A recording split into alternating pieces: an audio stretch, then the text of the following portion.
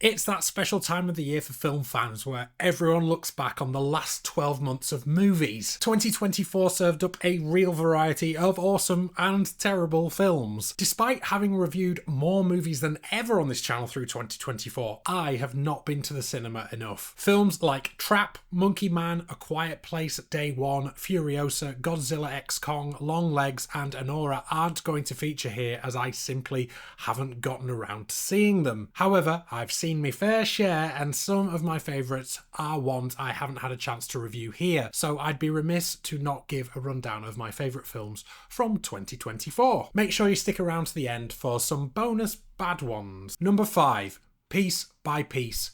A Lego-made documentary about the life of Pharrell Williams was not what I had on my bingo card for 2024. I stumbled across this and my intrigue was well rewarded. An inventive, colourful and fun way to bring to life what at this point is the all too well trodden trope of a music career biopic. I was admittedly sceptical in the opening minutes, but once it got going, it became a perfect vehicle for the representation of the feeling of music and creativity. The combination of Pharrell and Lego just makes sense. His narration and the musical journey he goes on is intriguing. His path to stardom is not unlike Kanye West and his Genius documentary, but this is told in a much more succinct way. It does gloss over some points of his life, but it's serious eye candy and a new way to tell a story like this that could have felt so run-of-the-mill otherwise. Number 4, The Wild Robot. Another complete surprise that totally kicked my legs out from under me emotionally. I've long held that DreamWorks animation can be extremely hit or miss. What began as something I thought would be a cookie-cutter, rather shallow of depth story turned into a deeply emotional and impactful journey about optimism, defiance, and an incredible bond between a group of very different beings. It's thrilling to see an animated film that has a story with several subplot points that have firm roots in all of this. It's effortlessly tied together and no offshoot subplot seems out of place or ill-judged. The film's atmosphere and style is really unique. The style of animation is so different to anything I've seen before, and I was in bits at the end of this.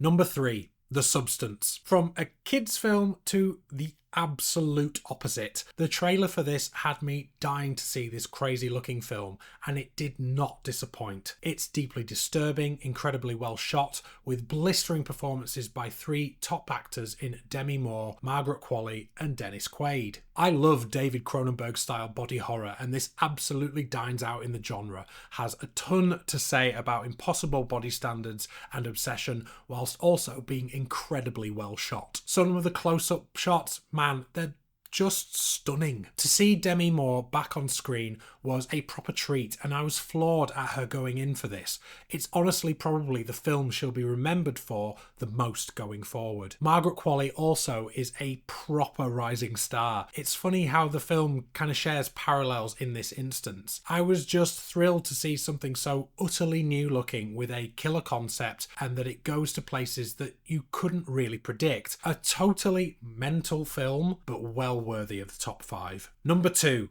Inside Out 2. Man, we're yo-yoing from fully adult to kid-friendly territory again, and it feels weird that 3 out of my top 5 are animated films, but here we are. Inside Out 2. What a ride this was. I was so skeptical of Pixar being able to recapture the magic of the first. This could have easily felt like an ill-conceived cash-in, like Gladiator 2.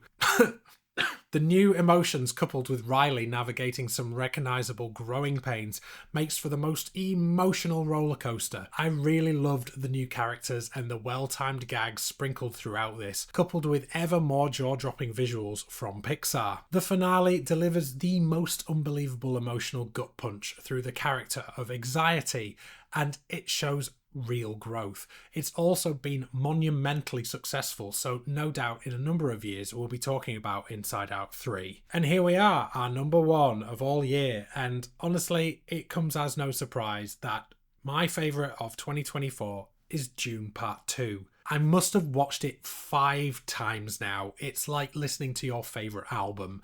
Its pace, the way certain parts flow into others, the build-up of the battle and the subsequent knife fight just grabs me every time. Denis Villeneuve is at the absolute top of his game here in his teenage filmmaking fantasy. It's what I've needed in this mire of sci-fi franchises that have soured in recent years, to have something so monumental in scale, sound and cinematography to take me away on an awe-inspiring journey. Sure, without the first, this wouldn't have had the launch pad it does, but it absolutely overshadows the first in its accessibility and scale. Timothée Chalamet develops so well in this, from a reluctant prophesized messiah to a confident leader. Like I said in my review on it way back in March, it's one of few films that I've finished and thought wholeheartedly that I want more of, and I do think that Dune Part 2 will be looked back on in a similar way to Empire Strikes Back as one of those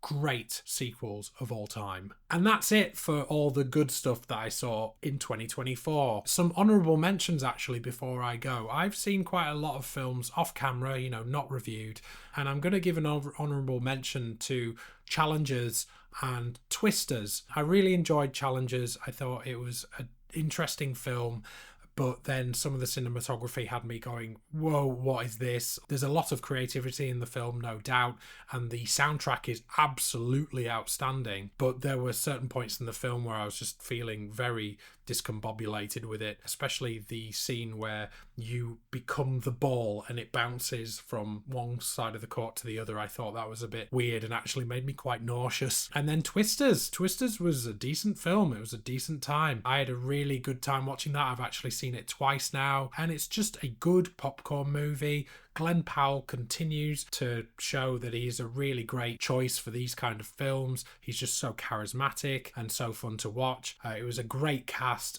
nice action set pieces, good CGI, and so it was just an enjoyable time. It didn't make my top 5. I think it might enter into my top 10 if I had to choose one, and Challengers also. So those are just 2 films that I've seen lately that I thought were really good. Now, obviously this is a short list, but I honestly don't think I've seen many films this year, but I've seen some bad ones as well. I'm not going to go over loads of films. There are ones that are out there, again, that I haven't watched. The reason I haven't watched them is I have had little to no interest in them. Kraven the Hunter, Madam Web, Venom, all the usual suspects that have been out this year that have absolutely panned. Borderlands is one of them.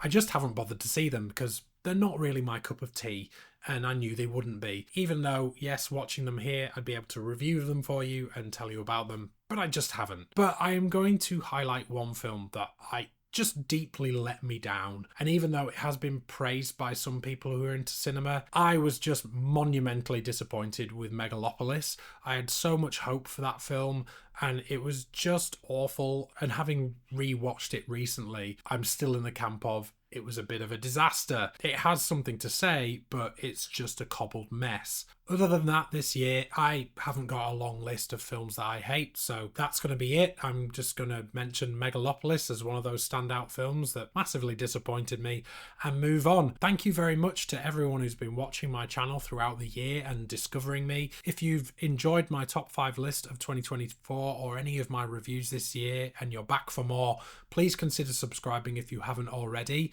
and liking the video. Let me know below the films that really caught your eye, and I will see you in 2025 when I hope to review a lot more films and be a bit more consistent. I keep trying to see more films in the cinema and at home, and I will consistently try to review them here for you, and I hope you enjoy them. I will see you next year. Bye.